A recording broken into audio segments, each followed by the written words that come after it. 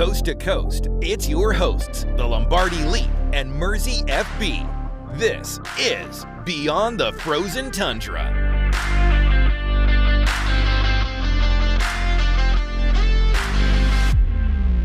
Hello, everybody. Welcome to the show. I'm your host, the Lombardi Leap, here with Mersey FB.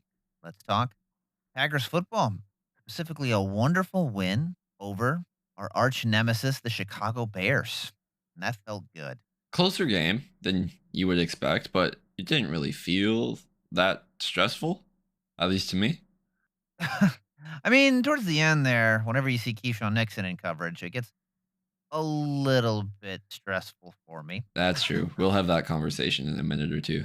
We got the full Keyshawn Nixon experience this game. Yes, we absolutely did. And I understand why you'd feel like there's never really kind of like a sweating moment because, I mean, realistically, that first quarter, it could have been easily 21-0. Yeah, we just kind of shot ourselves in the foot repeatedly On offense. I mean, there was the interception. That was bad. That was part of the shooting yourself in the foot. Like Jordan said after the game, just didn't come off his hand the way he would have liked. And It's cold. yeah. So the throw wasn't what he would have wanted, but It was cold, and I wasn't sure if Golden necessarily ran the wrong route as well because it looked like he wasn't even looking for the ball, but either way, it was short. I blame cold hands, cold ball. That's my narrative I'll push. But outside of that, though, you had the Evan Williams fumble. yeah, actually should have been an interception. Never touched the ground. Yeah. So They called it the one thing it couldn't have possibly been, an incomplete pass, yep. which, again, made no sense to me. And then I thought, and I'm not trying to be biased here, I thought Musgrave caught the ball, like legitimately. There was a pretty good angle that showed the ball hitting the ground, but like Musgrave retained possession. Yeah, exactly. And that was my issue was I'm like, he has the ball in his hands. He goes to the ground. It doesn't move when he's hitting the ground. Like there's no indication to me that the ground is helping him catch it. I don't know. We're back to square one. What is a catch? Starting to utilize Musgrave the way that he is meant to, by the way. Yes. More like Jimmy Graham and less like Tucker Kraft. And then you've kind of got Josh Wiley in like the Tucker Kraft role where he's fighting. He's trying his best. He does well. I mean, he does well for a guy who was picked up off the street, basically. I like him. I like both the backup tight ends. I think they're doing everything that you can expect. And I'm kind of okay with the offense right now. I mean, there were some instances in the second quarter, especially. But, I mean, just looking at the first quarter, guess who? Jordan Love, your Jayden guy Reed. who you picked. Oh, and Watson, he did really well. Yeah. I mean, Jayden Reed played very well. In the first half, he got the ball like 3 times in the first quarter. Oh, yeah. And you saw a lot more of the jet sweep stuff and like the touch passes or the pop passes as they're called. They were more effective. They were more effective than when Matthew Golden was doing it, and you're not like killing Matthew Golden. Yes, exactly. Yeah. And lo and behold, I'm sorry, did anybody have a Bo Melton appearance? I think that was out of necessity than anything. Yeah, it was. Wicks and Golden played like 6 snaps apiece, so Matt LaFleur said that they were both dealing with injuries, unfortunately. And it's just kind of trying to get them healthy as well for the stretch coming up again. I mean, I'd say first half, we pretty much dominated them, right?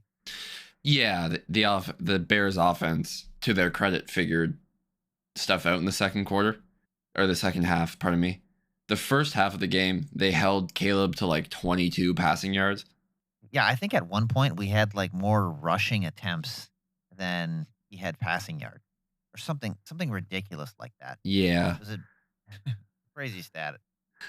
And just to give the Bears their flowers real quick, I have a buddy out there who'll be proud to hear this one. Watching this game specifically has kind of opened my eyes a little more to Caleb Williams. He has an incredible talent of making a lot out of nothing. And I think that the Bears should be happy that he's their quarterback going forward. Yes, he's still developing and there are steps he still needs to take, but I'm confident in him. So, Yeah, I mean, I do think they have a quarterback. I think the biggest issue for him is going to be the anticipation. And like I don't think he's ever gonna probably reach like Patrick Mahomes level of anticipation. I believe coming out of the draft that was his biggest comp. Pat Mahomes, really? Yeah, I'm pretty sure coming out they compared him to Patrick Mahomes a lot. That's a little bold. Well, you know, NFL draft's gonna NFL draft kind of a thing. In regards to Caleb Williams, they played, I think it was, I can't remember. I believe it was like 63% of their snaps were on a play action on offense. Yeah, they're making it easier for him for sure. And I think out of his 30 to 35 throws, only 10 of them came from the pocket, which I understand why people would be concerned about that. And you should be. You should rightly be concerned about that. This isn't me saying that he's going to be bad forever. I see a lot of potential there. I agree with you, but it's going to depend on for me to say that okay, he's going to be an elite talent in the future.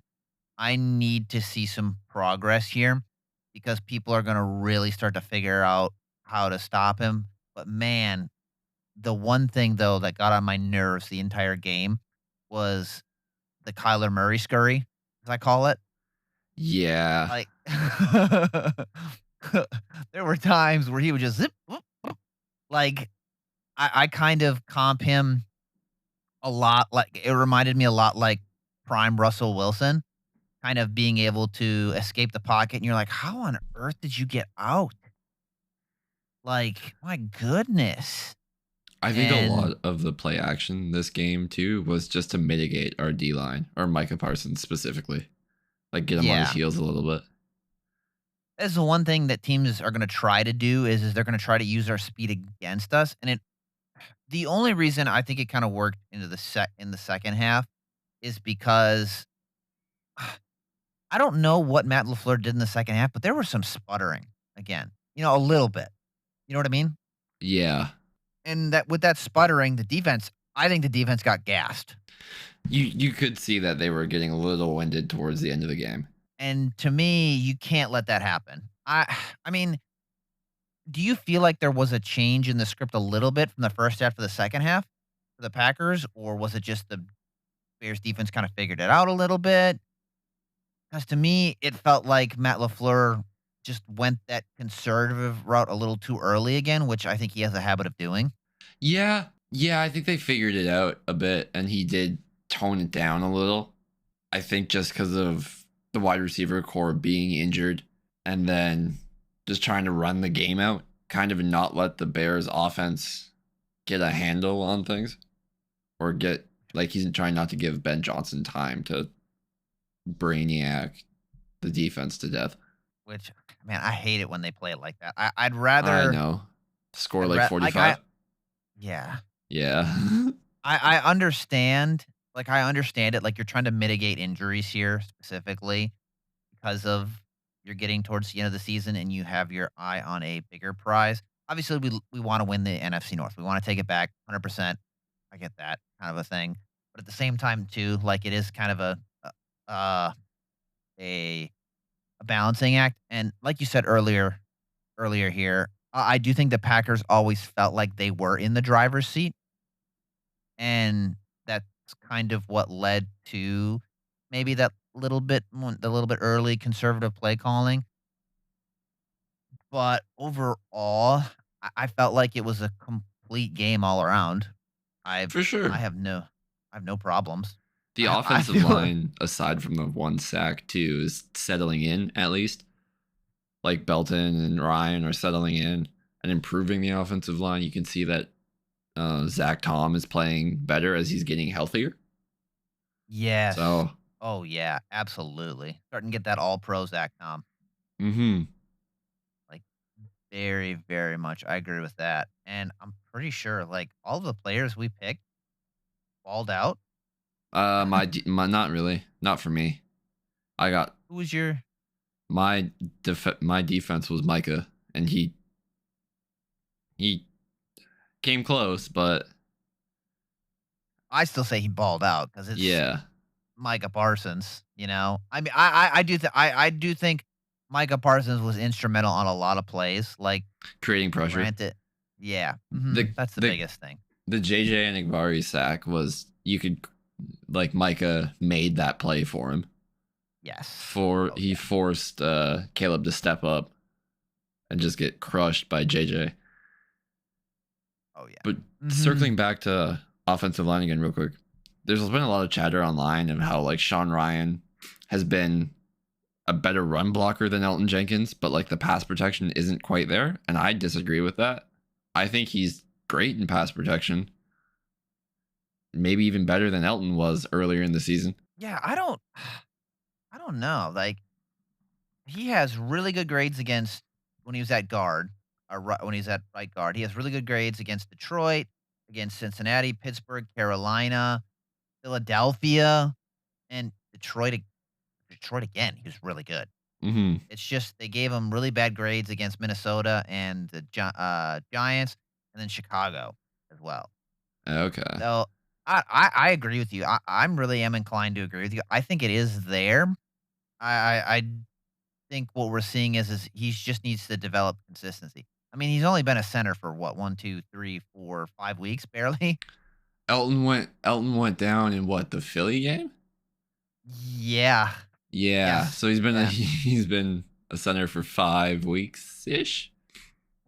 4.5, we'll give him. Yeah. And my biggest concern was how well is he going to be at diagnosing stuff, And to me, I don't think that has missed a beat. If anything, it looks better than what it was under Elton Jenkins. I would agree with you. I do think this offensive line as a whole, like you said, is starting to settle, which of all the times to start doing it, now is definitely the time, especially as you're. Yeah, and the offense is getting rhythm back. You see how big the addition of Jaden Reed is. The offense is throwing the ball to the appropriate players. Yeah. Speaking of throwing the ball, I would like to see Jordan step into throws a little more. Like he throws a wicked fadeaway. Like it is a nice throw, but if he just kept a little bit of my pet peeve is if he kept a stronger base instead of always just going off his back foot, maybe like stepping into the throw a little more. Nah, man, he balls. I know he balls, but like if it ain't broke, don't fix it. Okay. That's kind of where we're at with it. That's kind of where I'm at with it. Like it's working. He throws so far off his back foot. Imagine what it was if he steps into the throw. He'd throw it out of the end zone. Or he throws it like 60 yards to Christian Watson as he runs past his defenders. I don't know. Well, I mean, Christian Watson already runs past his defenders. And you bring up Christian Watson, though. Oh, my goodness. Like, I might have to get his jersey. A lot of people better be deleting their comments about him. Absolutely. I never gave up. I believed. I was always when he's healthy. He looks like a top 3 wide receiver from that draft class. Yes. Because it would be London, Pickens, and then him? I would say Pickens over London. Really? You're not a big Drake London guy. I like Drake London, but George Pickens is a psycho. And he plays like a psycho. And this isn't my Georgia bias either. Like, this is just me saying. Garrett Wilson's in that class too. Okay, so he's like a top 4. Top 5. Top 5. Yeah, top 5. And I have seen massive improvements. And he's a young player, so he'll still improve and get better. Yeah, he's running better routes. And a big thing, though, is we've talked about this in previous episodes. He's 225 now. He gained 20 pounds. And that is clear as day. And I know I know I'm beating a dead horse here with it, but that probably made the biggest difference in his game was adding that 20 pounds. Because something about it, It just looks like it's made him more durable and gave him, or it like gave him an added confidence boost because he is just doing stuff that no 225-pound man should be able to do. Like Right. No, I agree. like I'm not saying he's Calvin Johnson, obviously, because Calvin Johnson was a freak of nature. One of But one, really. Like yeah, no one will ever exactly. be Calvin Johnson. But I see the big wide receiver shades of Calvin Johnson in some of the stuff. Like I'm not saying it's ever going to be on that level. Or somebody flames me here in the comments or something like that. I I see shades of it, like the ability. Not saying he'll ever reach that level, because one of one Calvin Johnson, but some of the mannerisms and such are like, I don't wanna say like great value Calvin Johnson, but like even that's pretty a high compliment. I would compare him closer to like Seahawks DK, like early career DK Metcalf, I don't like that. where he's like take the top off the defense, running by people. That's pretty much what he was doing. Yeah, but here's my thing with that. Christian He's a better Watson does route runner so for much sure, more. and he's a better run blocker. But Like, yeah, that's why I have a tougher time saying, "Oh, he's." I mean, then you're basically saying DK is great value Christian Watson. now he is, yeah, because I Nah, don't think DK is the same receiver anymore. But no, no, he's not. But I mean, Christian Watson again is going to earn a contract extension again in the offseason. He will, 100%. Josh Jacobs hit the nail on the head again. Josh Jacobs playing good football. Josh Jacobs looks healthier too. And the offense, well, part of it's the offensive line is figuring it out, so he's not getting like contact in the backfield and then having to make a lot more out of nothing. But he's looking good. He's looking healthier.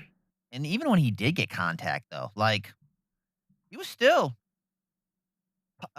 pushing him down, saying, "Get off me." Like I was pretty happy with the run game. I thought there was appropriate balance there with everything. Like overall, Jordan Love was awesome. Josh Jacobs was awesome. It's great to have Christian Watson and Jaden Reed back. I know a lot of people are like, Romeo, Romeo, where art thou, Romeo? We don't need him. Yeah. You don't need him. He was targeted twice that game.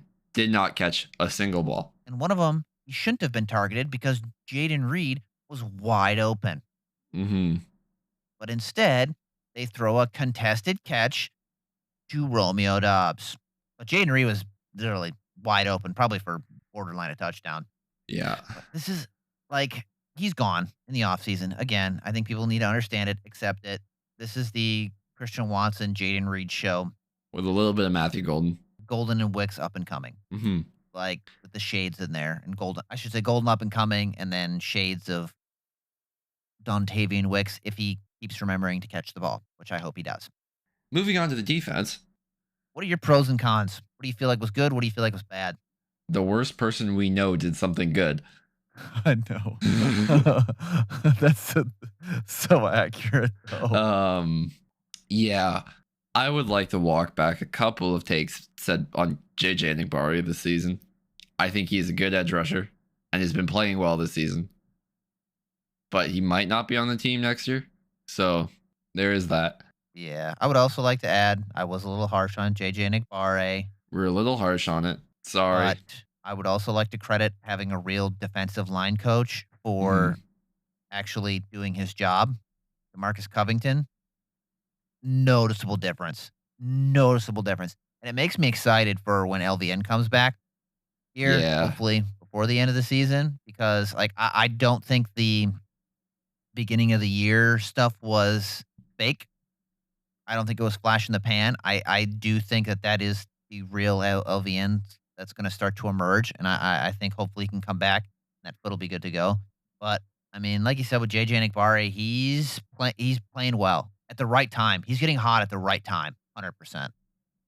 However, our takes on Keyshawn Nixon and Colby Wooden are still valid and very applicable. Yeah, I don't care what PFF grades Keyshawn Nixon. No, absolutely not.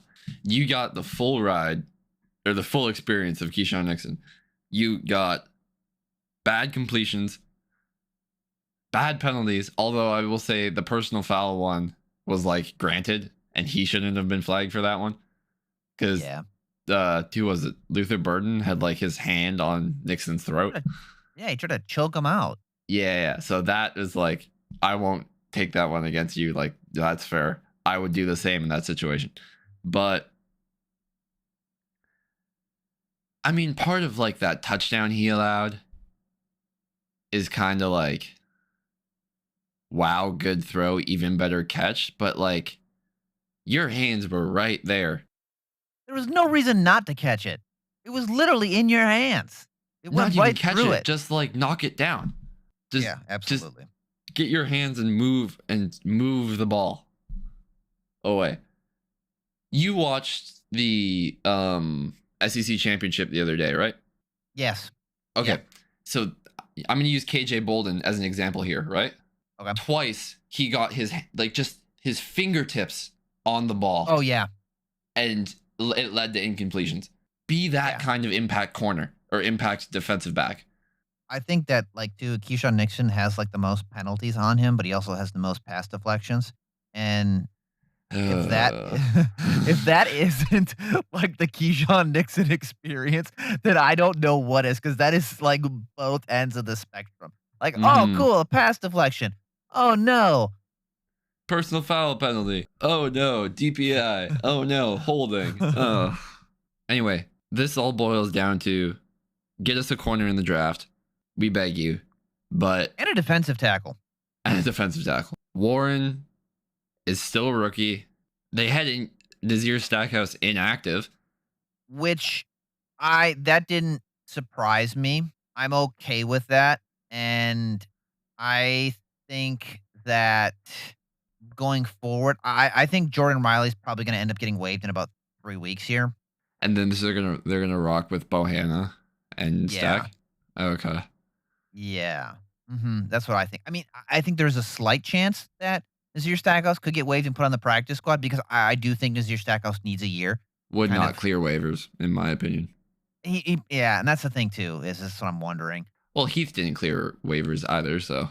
No, Heath did not clear waivers, but I understand why Malik Heath wouldn't clear waivers. Our 4 defensive tackles that were active this game were bottom of our PFF grades, respectively. Yeah, and I think it's a little. I think Warren Brinson's is a little harsh. Warren's is definitely a little harsh. But like, what's interesting to me is that Warren Brinson, like at Georgia, he wasn't much of a pass rusher, but he's grading better as a pass rusher on the NFL level than he is as a run defender, which I think is kind of funny. Well, he wasn't asked really at Georgia to like pass rush. It was like, it would be great if you did, but like you had like Christian Miller next to you, a bunch of great edge rushers, no matter like all the time. So must be nice, you know. But wait, we do have a bunch of great edge rushers.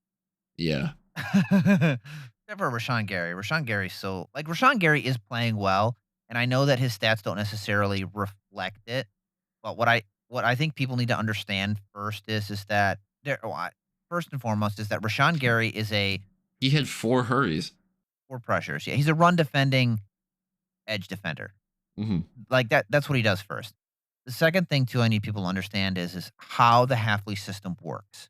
There is a reason why the Packers doubled down on these. Honestly, I'll even say this: triple down, because you traded for Micah Parsons, you drafted Cullen Oliver, who will most likely be coming off of IR in the next 2 weeks, and real quick timeout. Real quick aside. Doesn't the Micah trade look so much better now with what the Colts have done and how that's quickly biting them in the rear end? Yeah, everything's imploding. Yeah. Going back to your scheme thing. They just signed a 44-year-old quarterback to their practice squad. 44-year-old grandfather.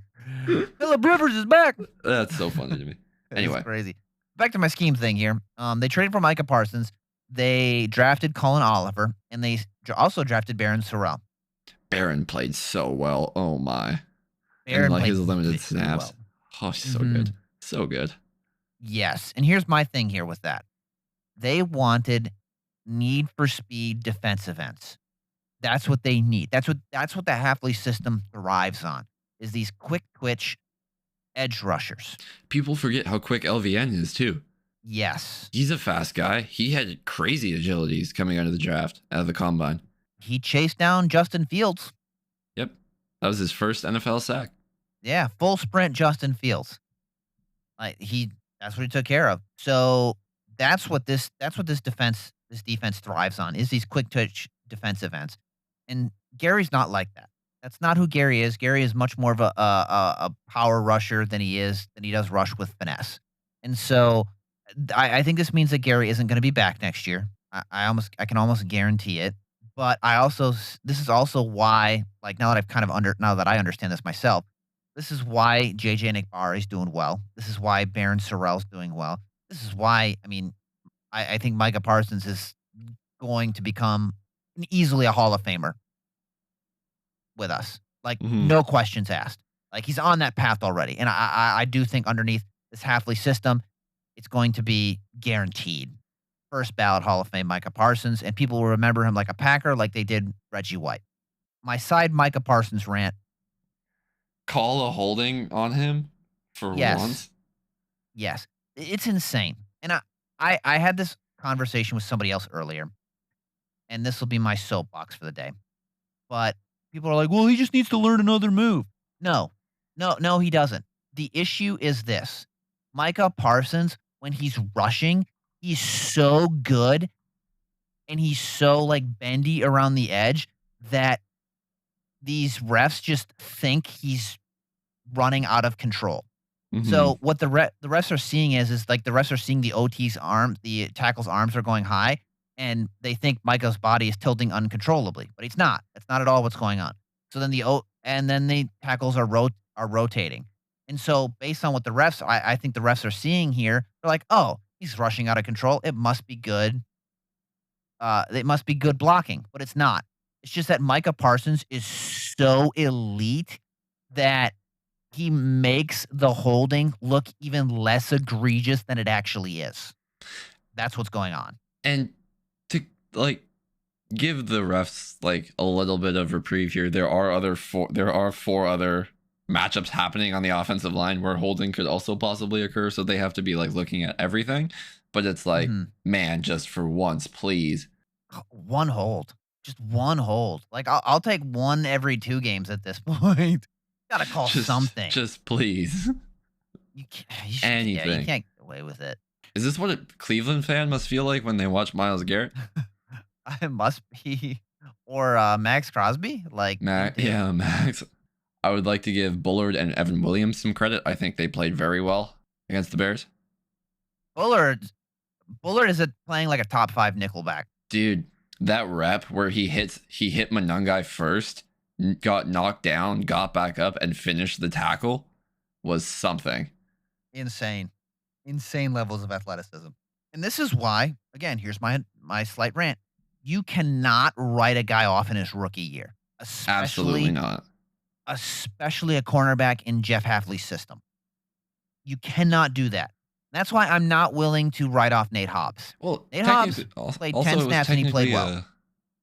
Bullard last year was technically a position change for him as his rookie season. He was, yeah. I mean, a switchback. He played slot at Georgia. Yeah, well, he played. They call it star in college. I don't know why. But it's basically like slot corner. He played that his sophomore season, and then as a junior, he went back to free safety or strong safety, one of the two. I think it was strong. It was strong because then Malachi would have been the free. Yeah. Yes. It was strong safety. And then when he comes back, when he comes into the NFL, he goes back to the slot while also playing strong safety playing safety occasionally. So he was having to do a lot. Well, actually, he started at safety in training camp because nobody really knew about Evan Williams. And then Evan Williams was like, "Hey, I'm gonna play like a borderline All-Pro, guys. I'm gonna play like a Pro Bowler, and it'll make it very hard for you to take me off the field." And then so he was doing both safety and slot, and so he was having to learn a lot. But once he's gotten to sit down at slot corner, amazing. Yes, yeah. I'm so happy he's playing well. Like, I mean, with that secondary now and in the future, I'm excited. Dude, could you imagine how good this defense is if you just get us one cornerback who's consistent? If we get like draft like a Keith Abney, AJ Harris type player, like just one corner, one corner, consistent, one CB1. We just need one CB1 because like Carrington Valentine's great. In an ideal world, he's not your corner one. Mm-hmm. CB2. I'm like I'd be happy. Like I think the world of him if he's cornerback too. I think he would be one of like the best CB2s in the league. But Absolutely. Like if you can get a CB1 and then you're rotating Hobbs and Valentine, sure, love it. And and like my thing too is like I said, I want to give Nate Hobbs I'd like to give Nate Hobbs another year. Yeah, because he was hurt and like he's changed his scheme and everything. Yeah, I think you're maxing out Nixon. Like Nixon's hit his ceiling, and you've gotten well more than the return on investment on him, which was like pennies on the dollar compared to what you're getting for him. I don't think it's good enough. I think that, like I said, if one of the things that could cost us a playoff game, it's Keyshawn Nixon and that secondary. Yeah. But like the corner plan has like vastly overperformed from what we thought. Absolutely. No denying that at all whatsoever. Like I've been happy with everybody else except for Keyshawn Nixon. Yeah, we keep mentioning corners, like get us a corner in the draft. I think if we get a corner and a good like D tackle who we rarely have to take off the field, and then we could rotate Brooks and Brinson in, we're looking at the best defense in the league. Yes. No questions asked there. And speaking of the best defense in the league, it wasn't the Bears defense. And again, Packers first place now in the NFC North. I'm super excited for that. But obviously we have our eyes set on something bigger because there's still a lot of ball game left. We head into one of the best defenses in the NFL. I'd say pass rushing defenses specifically. Dude, they've been wrecking house at the line of scrimmage. It's going to be a big test for this new this retooled offensive line here for the Packers moving forward. Oh, wait, they might be the number one defense in the league. I'm just checking this out right now. They are 8th, actually. Overall? They're 8th overall. Mm-hmm. Yeah, that's a big test. It's going to be a big test for the Packers, and it's at Denver.